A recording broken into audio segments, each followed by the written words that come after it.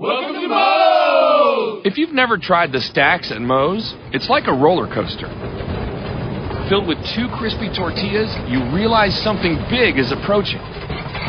And that moment hits when all-natural chicken is added along with Moe's famous queso, fresh veggies, and all-natural shredded cheese. At which point, it's all folded and grilled crispy, flipping your world upside down. So hurry into Moe's Southwest Grill today for the stacks and enjoy the ride of a lifetime.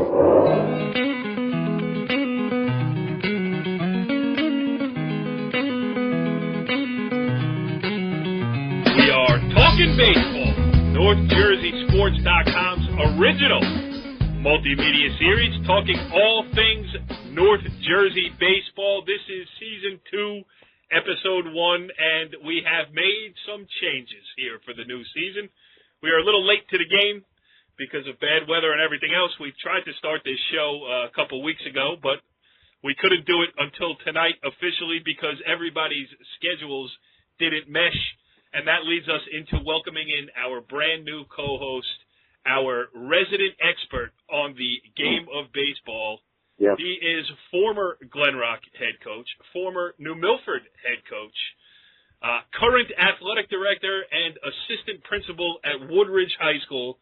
He's got lots of titles, and he was at a fashion show tonight. Yes, he is Joe Sutera. What's going on, Joe? How are you, Corey? How are you? Thank you. Thank you. What an honor this is just to be thrown right in as a co-host. I didn't even have to earn it. It's just, see, Martin, you see how easy your job is? They just picked me off the street and gave me the same title as you, co-host. Exactly. Why do you think I've been doing it for so long? Yeah, Richie Ballgame, our resident North Jersey baseball insider. That changes with the sport. Your title changes show to show. But Richie B, what's going on, brother? Not much, man. Just ready to talk some baseball. If I got to get out there and rip a fastball to get some respect around here, that's what I'll do. Oh, hey, that's going to be all part of the plan. And we got a big show tonight as we are going to talk to the all-time winningest head baseball coach in the history of Bergen County. St. Joseph's Frank Salvano will join us in an interview that I taped earlier by myself because I couldn't find anybody else to talk with me. The aforementioned Joe Sutera Fashion Show tripping up everything. But that's going to be fun. And we will also have Glen Rock head coach Billy Crispino. And, Joe, that's going to be fun talking to Billy because he's the guy who took over for you, and you have a relationship going back a long way with Billy. Yeah, coached him, I think my first year he was a sophomore and, coached him through those New Milford years. And when he went to college, wound up being my assistant coach and graduated, came on to the Glen Rock staff and, waited his turn, and now he's doing a pretty good job over there so far this year. Pretty good? Yeah, pretty good. What am I supposed to say? It's not awesome yet. It's not awesome. He's 4-4, and I told him that he's got to get that ship righted. I thought you were going to say something else. I was ready on the beep there. No. The first beep of the season here on Talking Baseball as we go through. Well said. Keep in mind you are an administrator now, Joe, and you have to set the example for America's youth, or at least those people who listen to internet radio shows solely devoted to Bergen County baseball. My colors will not change. Yes, absolutely. Richie B, you think Joe Sutera is going to be nice, or is he going to throw some zingers at Billy Crispino? He's going to throw a couple. He throws zingers at everyone. I mean, listen, his tie was tied so tight yesterday. Like, it hurt. I couldn't breathe. I was standing next to the guy. I couldn't breathe. That's how he tied his tie up to his nose. And, Joe, last year you were running around in baseball pants this time of the year. Now you're wearing a suit and tie. How does that feel? It feels pretty good. I miss the game tremendously. I miss coaching, but it's definitely a change. It's definitely a change. It's you're still around the game, but there's so many other things that don't let you focus on it like you'd want to or devote the time that you can. But it's definitely been helpful to still be around athletics and sports and stuff with all 3 seasons. But all kidding aside, I mean, you get to see the other side, the other sports that maybe, when you're so hyper-focused on baseball, you get to, first of all, you get to, listen, I know you love coaching. It's in your blood, everything else, and it's tough to give it up. I understand that. But, you're probably not staying up nights now because Woodridge girls softball lost by a run yesterday against Beckton. Hey, that's a game. I'm going home and I'm going to bed. Well, it's funny you say that because I was talking to the Mikey Karsich, and he had earlier in the year he lost a tough game. I think he lost 2-1 to Weehawken, and we were talking about it on the phone. He usually gives me a call, and I laughed and I said to him, I said, you know what, Sitch? I said, don't take it the wrong way, but this is not, it doesn't affect me like it affects you right now. I don't lose that sleep. I don't agonize over it. But definitely, I mean, it's definitely a change in terms of how things affect you, without a doubt. And in the probably what is going to be the most used phrase on Talkin' Baseball this year, I will say it again, all kidding aside, we are happy to have you here as a co-host on Talkin' Baseball. Thank you. I know that especially Barton, we throw a lot of jokes around and everything, but I'll tell you, this time of year is great. It's great. You guys, seeing you guys at 2 games down in Woodridge already, I mean. I hope they realize, Joe, that we're coming because you're there. I mean, I want that. When whoever does your evaluations over there, let the record show that press at Woodridge only because our man Joe Sutera is in the building. And I appreciate that. And actually, Barton's been down there more than you. He covered girls hoops. He covered the soccer game. Now he's covered a softball game. So, Richie B, you might bust me all the time, but I see you coming down to see me all the time, man. I appreciate that. Listen, I just go down there in the hopes that you're not there. I figure law of averages. I figure if I keep going down there, one of these times you're not going to be there. Why do you? I'm not even trying with you. You're that's what you are. All right, there is the first beat of the season here on Talkin' Baseball. Before this devolves further, we are joined now on the Moe's Southwest Grill hotline by our first guest of the new season of Talkin' Baseball here on NorthJerseySports.com. And he's a big guest. He's one of the best of all time, the all-time winningest head baseball coach in the history of Bergen County baseball. He is Frank Salvano of St. Joseph Regional. Coach, thanks for joining us here on Talkin' Baseball. My pleasure, Corey. All right, now I'm going to get into all these things that we have to talk about here. But first, I'm going to turn to you for a little advice, a little maybe therapy session. I got 2 co-hosts on this show. One guy who goes by the name of Richie Ballgame. He couldn't be here for this interview because he was late getting home from a tennis match. Oh, boy. And my other co-host, guy who's just getting in the chair this year, his first year, former Glen Rock head baseball coach, Joe Sutera, unavailable because he has to attend a fashion show.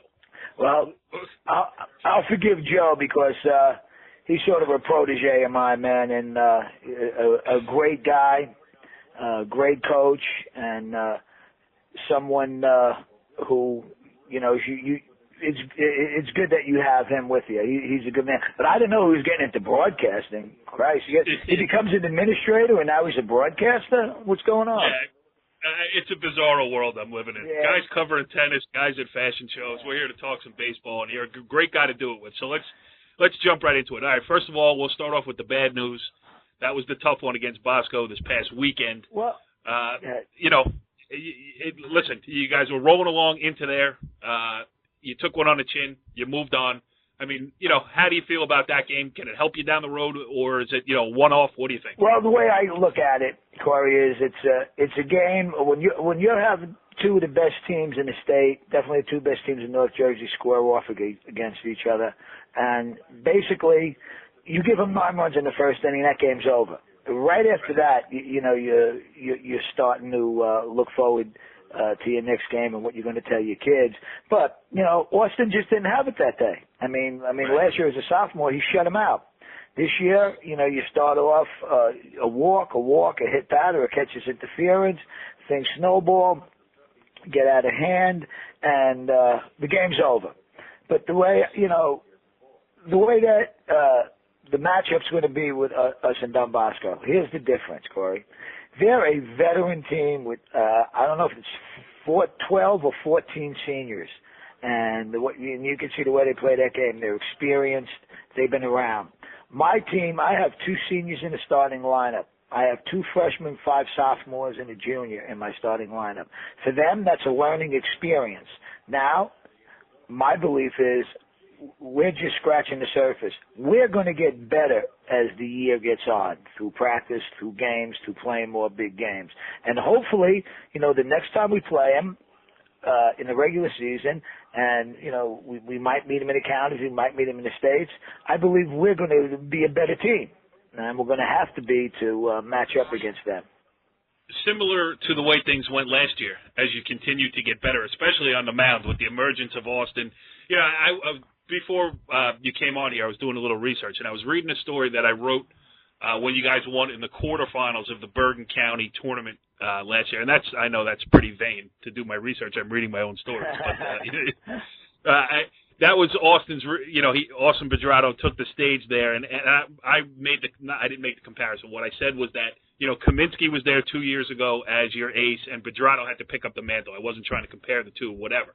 That was a lot for him to digest last year, and he, that was actually the game. I mean, he threw a great game against Riverdale that day, and then, kind of was lights out in the state tournament, getting you all the way down to the state final in Tom's River there, too. So, there is a history and a recent history to draw on of just continuing to get better as the season goes along. Yeah, especially with Austin, because when Austin came to me as a freshman, he had never pitched before. He was a shortstop, and that's all he played. But as a coach, I just saw the way he threw the ball, and by his sophomore year, we turned him into a pitcher, and so he's just scratching the surface of what he's going to be. And last year, basically, what you saw was someone who was basically a thrower. He just ran back too hard, didn't have, a really great breaking ball. But pitched only out of the stretch. Is he still doing that? Yes. No, now he's, all year last year he threw out of the stretch. And now this year, when he feels comfortable, he'll go from the windup, and when he doesn't feel well good in the windup, he will go from the stretch. But with the year experience, now he has a better curveball, a better slider, a little bit of a changeup. I mean, we didn't see it in the Bosco game, but he's now becoming a pitcher. So unlike, and it's unfair to compare anybody. Rob Kaminsky is the greatest high school baseball player I ever seen or coached. Me too. Well, I didn't coach him, but I saw him. He's the greatest ever. Austin is now just scratching the surface, and he's just going to get better and better. He's a great, tremendous athlete, and unfortunately, because he pitches so much, we really can't play him that much at his natural position, which is shortstop. He's probably the best shortstop in the state. And I think University of Florida is looking at him at both pitcher, and shortstop right now. But he just had, and you know what? When you look at it, Corey, everybody needs their come up, and that's the first time that he's ever taken the mound where he actually, had a bad outing. I mean, last year, he got the county tournament pitching MVP. He got us to the finals. He pitched 3 complete games to get us to the finals. So, like I said, you never say, a loss is a good loss, but you know what? You do learn from losses, and if not the team, Austin is definitely going to learn from that loss against Don Bosco. Yes, and then you back him up with Devin Ortiz. Say he's a number 2 pitcher is stretching it a little bit. You got 2 aces sitting at the top of your list. Yeah, and Devin is just Devin is something special. I mean, he's like a Max Prep All-America. He's rated one of the top 50 sophomores in the nation, and not just as a pitcher, but right now, Corey, the kid is legitimately he's 16 for 20. With 6 doubles, 2 home runs, and 12 RBIs. He is just he is a baseball player. See, Austin is a great athlete, right? Who plays baseball. Devin Ortiz is just a born baseball player. He's just a baseball player, and he's also just scratching the surface. So with those 2 guys, every time we go out to the game, every time we go out to play a game, we're definitely ultra confident with either one of those guys on the mound. How has this season been for you? As most people probably know, this is going to be your last one as the head coach of St. Joseph Regional program that you've led for 28 years. Right. Do you feel like it's a retirement tour? No, I mean, you know what? I don't look at it that way.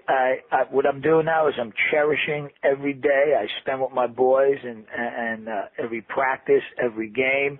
And right now, you know, and from preseason to today, there is absolutely no effect. But I'm sure, you know, when we get down to May and the end of May and June, a lot of emotions are going to, you know, start to surface. But right now, you know, as usual, man, it's about St. Joe's baseball. It's about my boys, man. I'm secondary. It's about the team right now. So, and they keep me, you know, they keep me sane. My guys keep me sane. They keep me on the straight and narrow. Yeah, because you know big dummies like me are going to be walking over sticking a recorder in your face. Yeah, you know what, Corey, when it's all over, you know, we can sit down and talk about, you know, history and the years and, you know, everything we've done at St. Joe's. But right now, I just want this year to be about my team. We got a great team, and like I said, we're young, and we make a lot of mistakes. But through practice and hard work and experience, we're going to be a different team at the end of May and hopefully June than we are right now. Yeah, and I remember talking to you last year after the state final down in Toms River. I mean, that was a disappointing loss against a very good team. And I think the quote you gave me, I didn't put it in the story, but was that you felt like you were kind of a year ahead of schedule. I mean, you talk about the youth you have this year. All these guys were a year younger last year, and you made it all the way down there. You made it to the county final. You won a section. You beat Bergen in a great game in the section final. You get all the way to the, you know, so how about those guys having the experience of been there? I mean, listen, baseball is the one game where the best team doesn't always win. I mean, we've seen it a zillion times. Right. A bad bounce, a bad call, a bad anything, and it changes the whole complexion of a game. But, you know, I think your kids embraced the grind last year, and now maybe a little bit a year wiser, still young, but, you know, having some experience to draw on in postseason play. Without a doubt, because, you know, last year you had, you know, and I've never, you know, like you said, 28 years, you know, as a head high school coach, and never in those years was my number one pitcher a sophomore, my number two pitcher a freshman. Right. So, I mean, they went through a lot, and they learned a lot. They learned what it is to play at St. Joe's, to play at the level we play at, which obviously is the highest level in the state. And, you know, they came through it with flying colors. So I don't think there's going to be any, you know, any moment that's going to be too big for these kids, because they did it last year. Now, we do have some, you know, some boys that are playing this year who haven't experienced that. But being around Austin, and being around Devin, and being around the other, you know, my two seniors, John Greeley, who's my co-captain, and Joe Topin, my other co-captain. Yep. Joe have been with me for the last 3 years. I mean, see, they expect to be in big games, and we expect to excel in big games. You know, it's just, you know, the way it is and the way it's been at St. Joe's. So, again, you're totally correct. Them going through what they went through last year, you know, 4 county games, going to the championship game, winning this sectional championship, having a tough loss in the finals. You know, they definitely learned from that, and they're going to be better for it. And I just hope we can get to that, you know, that same spot this year where we could be playing for some championships.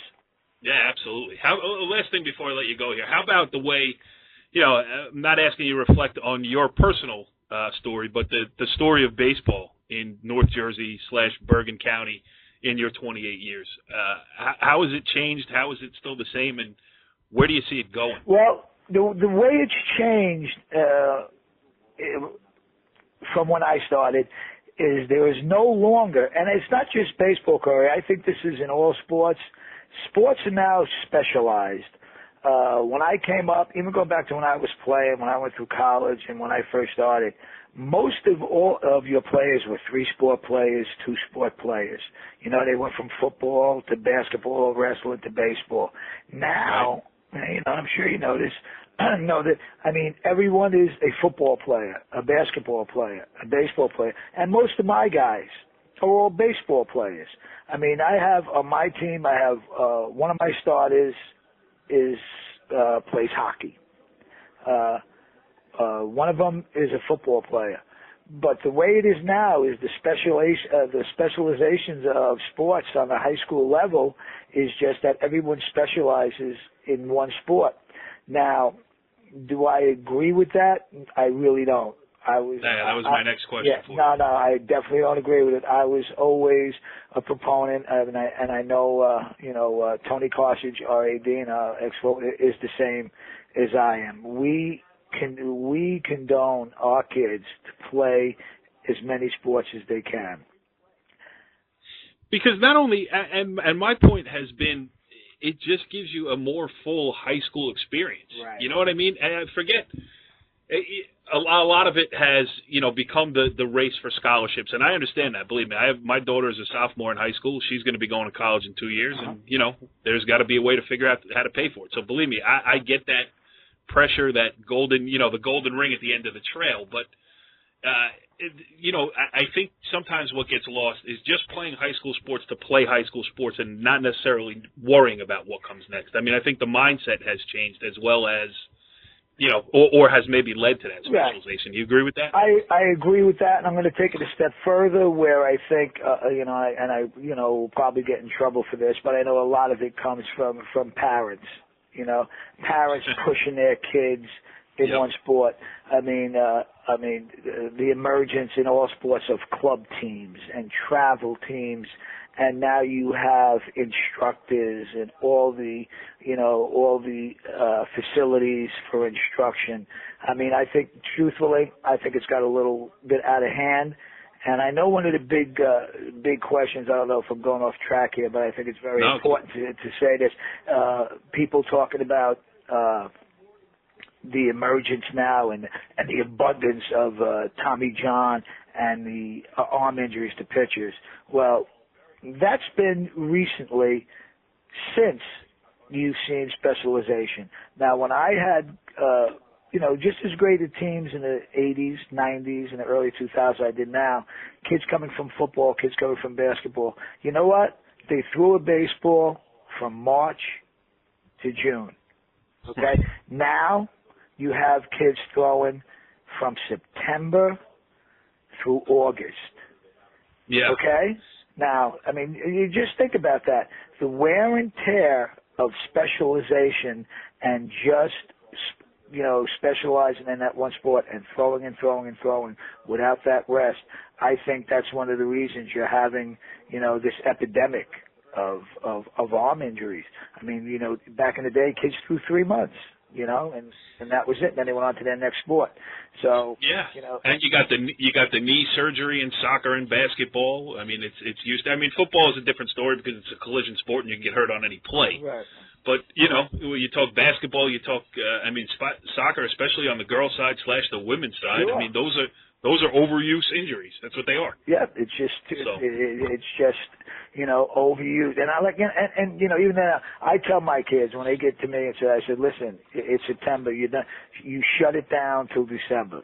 Don't pick up a ball. Do nothing. If you want to hit, you hit. And then we pick it up in January. And luckily, I've through my years, we've never really had a serious arm injury or someone who is out for an extended period of time.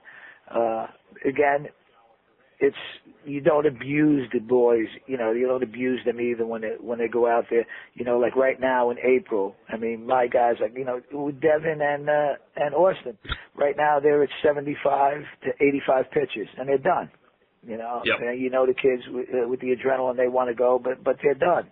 And, you build it up as you go along, especially, us playing in Northeast. That's another negative because of the weather that we have to deal with, so. I won't even mention any names because I wouldn't want to put it out there. But I did cover a game earlier this year, and I was talking to one of the kids who threw a complete game, and I said, it was first week of the season, and I said, how about throwing a complete game here? And he goes, are you kidding? I threw 130 pitches in a scrimmage. Unbelievable. I said, it just makes you go, I'm a member, of the Coaches Association, and right. I speak a lot, at seminars and clinics and stuff. And the one thing is, if one piece you got to protect your pitchers, especially in the cold weather. I mean, we won't have a complete game on my staff till May. I mean, right now, I haven't had a pitcher throw more than 5 innings, 4 to 5 innings, and that's it. Because winning is good, but the way I look at it, man, you're dealing with the kid's future, like you said, the moving on to college and hopefully going on to the pro level. I've been blessed. Right now, I have 5 boys that are playing professional baseball. 1 in the major leagues, Great. 1 in AAA, 2 in AA, and 1 in rookie ball.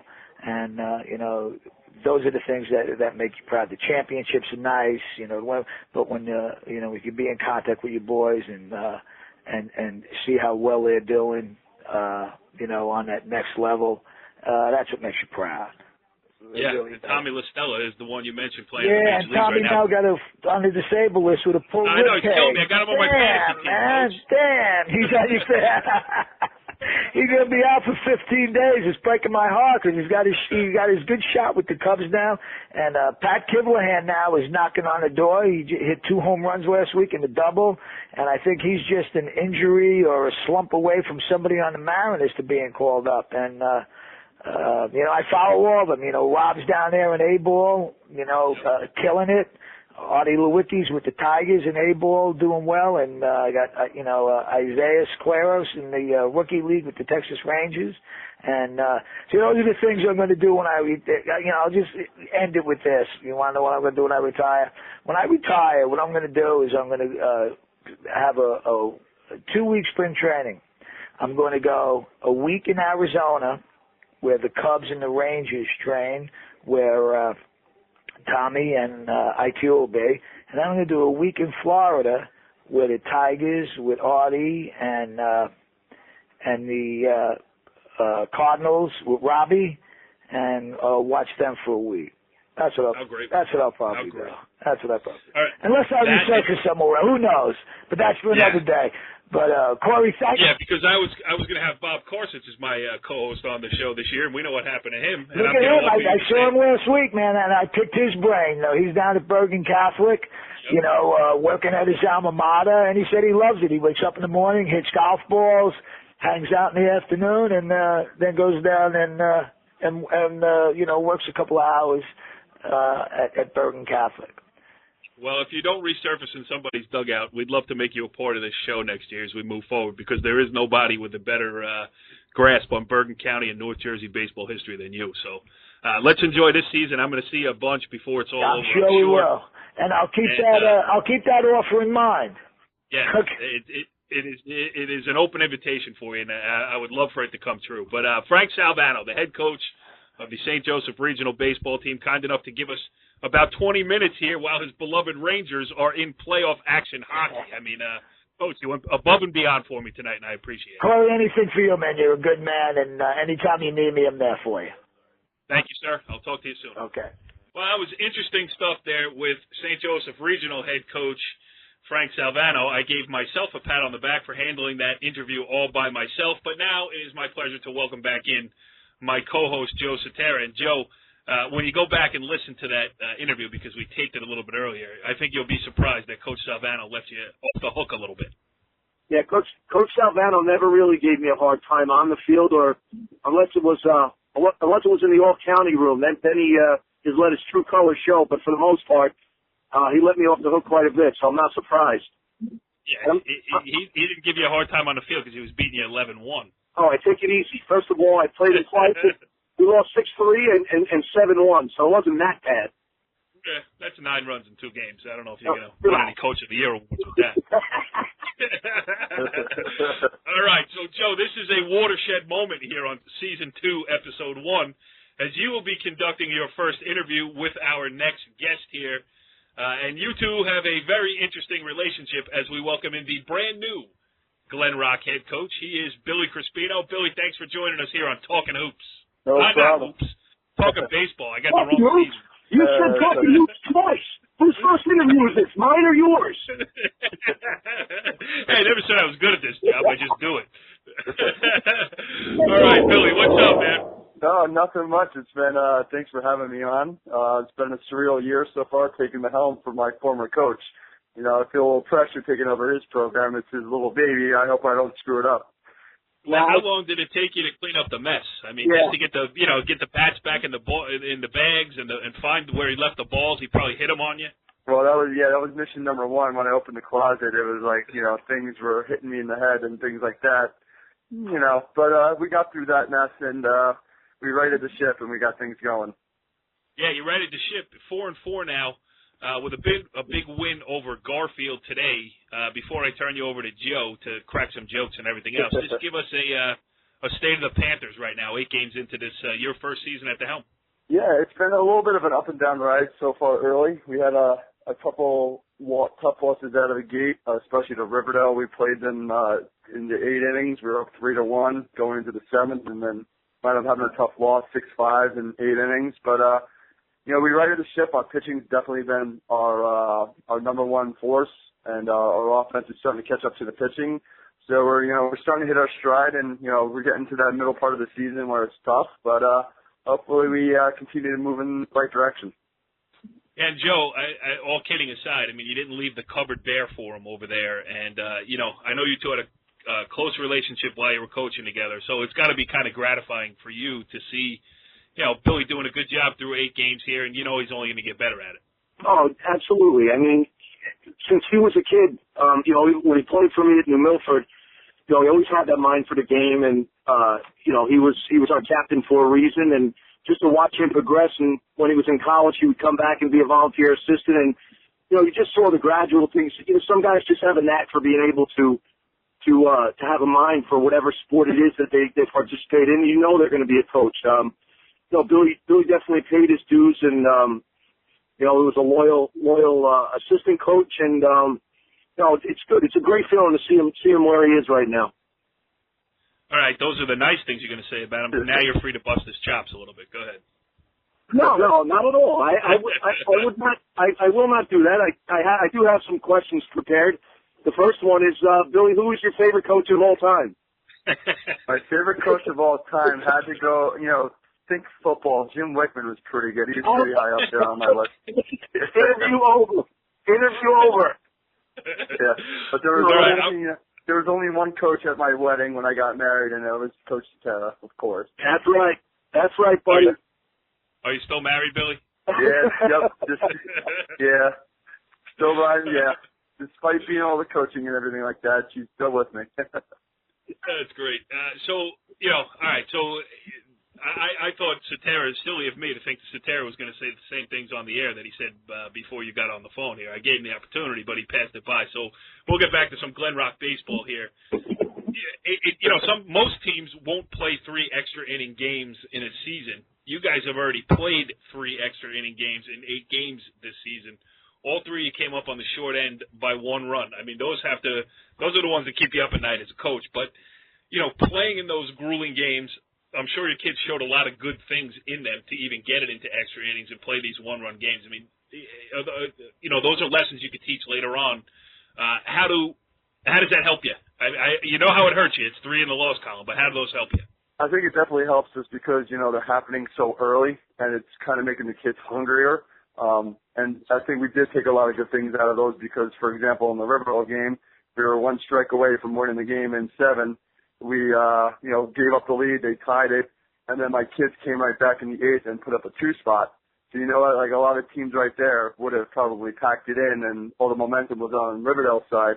But we came right back and we fought back and we put another 2 spot up. Unfortunately, it didn't work out for us, but right there it showed a lot of team character that, I got a bunch of fighters on my team and, that's only going to help us down the long run when the games get a little bit bigger and more important, Absolutely. All right, Joe, go down your list of prepared questions. No, I really don't have any. I'm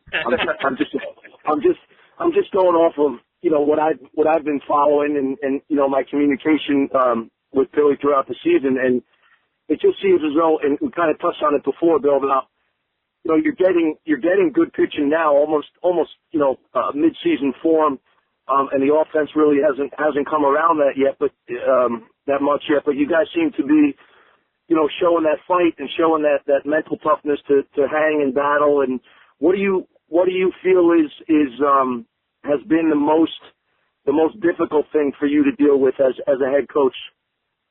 First time head coach. First time head coaches, you know what, you always, I think as a young coach, you're going to second guess yourself a lot, you know, because you want to do well and you want to make the right decisions, and you know everybody's kind of like, you know, looking up to you and hoping that you do a good job. I feel like I have a lot of people rooting for me, so I don't want to let them down. So any kind of decision I make and in a tough loss, I'll always go back and, you know, look up at the stats and think about, if I did this or what if I did that. So kind of, you know, beat myself up and learning from the team actually and getting to know the kids and learning what situations are going to be best to put the kids in and, you know, and gaining information. But I think you're just building that confidence as a coach and trusting yourself, because as an assistant, there's one thing, but now when it's your name on the program, all eyes are on you. So I think that's been the biggest adjustment. You guys have programs over there at Glen Rock? What was that? Just a look. You guys have programs at Glen Rock? Programs? No programs. All right. I don't think we had any 4-and-4 seasons. That's for sure. Get that stuff straightened out, Crispino. Hey, you know what? I really want to find a coach's helmet that fit me because I actually have hair and everything. You had that one. You wrote that one down, didn't you? You wrote that one down. That's me. That just comes to me. That's the Irish side of my blood. Billy, talk about some of the kids here that you're leaning on, some of the ones who have made some headway early in the season. Definitely in my pitching staff's been led by Greg Warner, who's definitely pitching lights out, followed by Zach Waller. You know, I say I have a number one, but I feel like I have a 1 and a 1A. With those two at the top of the rotation, they've both given me at least 6 innings each. They're pounding the strike zone. They have very good secondary pitches. And offensively, it's hands down. We're being led by Matt Lang, whose batting average is over 500 right now. He's already has 2 home runs. His slugging percentage is through the roof. The challenge for him is going to be the second time around in league play, the secret's out. So he's going to have to make adjustments because I'd be shocked if he sees another fastball the second time through the season. Right. And then defensively, Brady Miller and Mike Zawalek, my middle infielders, are definitely leading the way and solidified things for us up in the middle. You know, we have a younger catching staff, but they shore things up for us in the middle. And it's, the same suspects in that league you play in over there. A lot of interesting thing about that league is that you got a lot of baseball towns in there. When you talk about Rutherford, you talk about a Pompton Lakes, you talk about a Glen Rock. Garfield even has good teams pretty much year in and year out. I mean, I don't know what the league standings are. I don't even know what the league names are anymore since they changed everything around. But, just give us a breakdown there. I mean, I'm sure, making a run, getting into the county tournament, state tournament, all that stuff, but I'm sure goal number one is trying to get a piece of that league title. Right. When we had our first preseason meeting, when I first took over the program, we sat down as a program and we laid out what our goals were. And the first goal was to win the league. Because if we win the league, that's going to put us in a good position to, A, make the county tournament and hopefully get a home game for a state game. Because the last couple of years we've had to travel all the way out west in the Morris County, and that's one of the goals is to have one of those teams come down to our field. We've had a lot of issues with our field over the last couple of years with them renovating it. So it'd be nice for our kids to get a home playoff game because, our home games have been sporadic. So, but in terms of the league, Hawthorne's always tough. Rutherford, Pompton Lakes. There's really no easy time to take a breath in our league play. So we're always being challenged, and we have another big week coming up with Hawthorne and Rutherford mixed in with some independent games. So it's going to be another tough week in the league. Is that Rutherford game at Rutherford? That is home on Monday. Yes, it's in Glen Rock. All right. That might be one for NorthJerseySports.com to cover. Joe, do you got anything else for Billy? No, just, I wanted to mention, Corey, I think you were down at the Woodridge when Woodridge played Lodi. And, yep. That, I'll tell you what, that league, if you look at it up and down, there's really no easy game, day in and day out. I mean, you also kind of forget about teams like, Eastern Christian and Lodi who just, kind of sneak up on you. They're always playing tough and scrappy. So it's, it was a lot of fun, battling every time you went out there. And, you definitely have your hands full, Billy. But, I was busting you before, but you're doing a great job over there. I've spoken to some coaches that you've coached against already. And, program definitely didn't lose anything when you took it over. Christ's sake, we haven't had you threw a dig at me too. Like, we'd have to travel out west. What are you trying to say? Couldn't win enough to get a home game? Hey, you got to up the ante a little bit with this tough schedule. You got to think PowerPoints, Coach. Yeah. Hey, Billy, you didn't think Joe was going to let you get out of here without him at least giving Woodridge one plug, did you? Oh, yeah. Absolutely. Put that in there real well. Carson told me set up an independent against Glen Rock. We're coming after him. And I said, all right, we got it. Crispino said it's full. Hey, we have many other dates. I'm waiting for that phone call. Say Crispino to play you. Billy Crispino, the head coach of the Glen Rock baseball program, and if I could give you one piece of advice, don't pick up that phone call when Joe Sutera makes it. There's never good news on the other end. You got that. Thanks a lot. Yeah, Billy, this was fun, man. And, obviously Joe Sutera's keeping an eye on you. I mean, he's talking to the coaches that you play against behind his back. I think the conversation goes like this. Hey, do you think he's a better coach than me? Do you think he's a better coach than me? I'm giving him the scouting report on Crispino because I don't want him to win. Well, Billy, we'll keep an eye on you as the season goes along here. I'm interested in that Glen Rock Rutherford game, and if the schedule allows, I would certainly like to show up and see that one because it's not in Rutherford, so it won't be 0 degrees. I mean, it could be 80 on the thermometer, and you show up to the banks of the mighty Passaic River, and it's 1 degree with sand blowing in your eyes. So, we don't know what wins. Yeah, no doubt about it. There's no rivers in Glen Rock. Back in a box. We let him get a word in, Joe. Go ahead, Billy. There's no rivers in Glen Rock. We just have 80-foot foul nets now. Well, I'm looking forward to catching up with you. Congratulations on getting the job, A, on B, doing a good job with it through 8 games of the season. Best of luck going forward, and we will talk to you soon here on Talkin Baseball. Got to make sure I get that right. Not boots. Talking lacrosse. Talking lacrosse. All right, Billy. We'll talk to you soon, man. Good luck. Thank you. Well, interesting stuff there with Frank Salvano. Interesting stuff with Billy Crispino. And, Joe, it was cute listening to you guys go down memory lane over there. Yeah, that's real funny. That's very funny. Richie B, do you think we're getting under his skin a little bit here? It's only week 1 of the show. Nah, just a little. It's only just begun. It's only just begun. All right, and the season has just begun. It's about a week and a half old or so, and let's just touch on some other things going on around North Jersey baseball. First of all, Joe, one that we should mention is what's going on up at Wayne Hills right now. A guy that we both know well, Brian Jalalia, is in his first year as the head coach of the Patriots. They beat Bergen Catholic earlier this year. Today, as we tape this on Thursday night, they beat Passaic. And in many years, that would not be a signature win. However, this year, Passaic is good. Brian Jalalia, a guy we got to get on the show, and in short order. But I know he's a guy that you like, and it sounds like you like the Patriots as well. Yeah, I actually had an opportunity to coach a lot of those kids over the summer, and I knew kind of what kind of talent was going to be there over the next 2 years. And you get a guy like Brian who gotten to know pretty well over the last couple of years, his knowledge, and his approach to the game and to the high school athlete. I mean, it's a winning combination up there. You got talent, you got the pieces of the puzzle, and you got the guy that knows how to arrange those. And he's another guy that waited his turn because it wasn't really easy for him. But he's in a good spot. Wayne Hills has a very, very good baseball guy. That it's going to be up there for a long time because they're going to be successful. He's going to get the most out of whatever he has up there. That's for sure. Yeah, I mean, he almost had that Glen Rock job until you gave him the Heisman.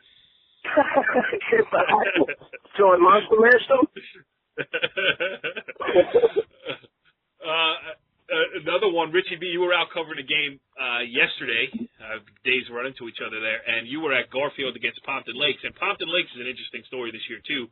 Back-to-back state championship runs. They made it to the state final 2 years in a row behind a great pitching staff that had Mike Koss and Kevin McGee, both of them now pitching on a Division I level. You caught up with them yesterday, and who was it? I can't say it. Go ahead, help me out. Justin Wasme. He's good. He's good. You know what it is? It's almost not how hard you throw, but if you have a real sneaky, his delivery is just smooth. So it looks like he's not even throwing the ball hard, and then it just explodes on you at the plate. Him and his battery mate, also his cousin, as I mentioned in the story, Nick McCarthy. By the way, hilarious interview, Nick McCarthy. He's up there for interview. Oh, he's great. He said he had a face for radio and kind of implied that I did too, which I completely disagree with. They don't call you Richie Gorgeous for nothing. You know what I mean? Well, you call yourself Richie. Yeah, I think someone might have called me at first. I don't remember who it was. Well, it wasn't me. I can tell you that. It was a kid you punched in the soccer game. Easy there, Fashion Show. Joe Fashion Show Sutera. A nickname has been born. We got the ball game and the fashion show on. Oh, the fashion show. Yeah, Toby Hurst in the fashion show. Please refer to me as Joey Fashion Show from now on. Joey Fashion in the house. All right, Richie B. We got to get back to on, but go ahead. Going back to Wozni, Ponce Lake's off to a tough start this year. 1-3 going into the game. Wozni, though, he was on. I mean, struck out 14 batters. Got into a couple jams in the fourth and the fifth, but wiggled out of them. Garfield is a pretty young team, too, and they also have a good young pitcher who also pitched in that game yesterday, Mike Gutierrez. Stocky right-hander, really keeps the ball down. Threw a 9-inning no-hitter against Lodi in a 1-0 win in his previous start. Both those teams, though, I'd like to see where they are a month from now. Because you can tell that defensively and pitching-wise, both teams are pretty sound. Hitting-wise, still trying to catch up. But that also goes with the weather and not really seeing live pitching.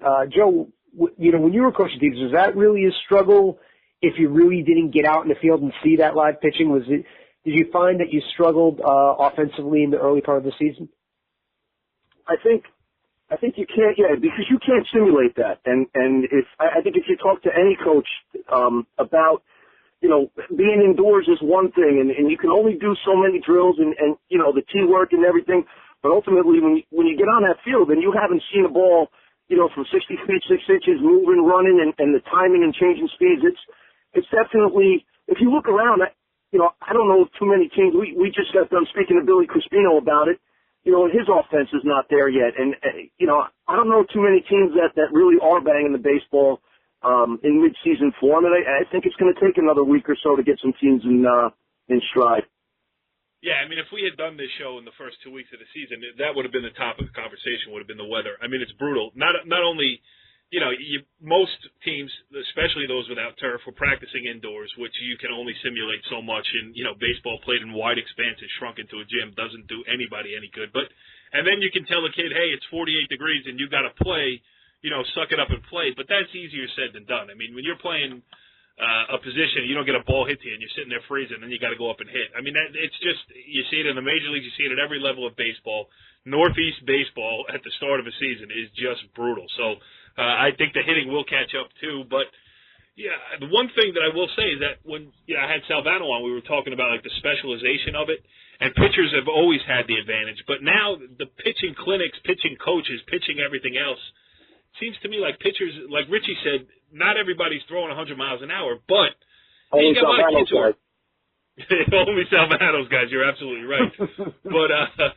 But everybody seems to be a little bit, not everybody.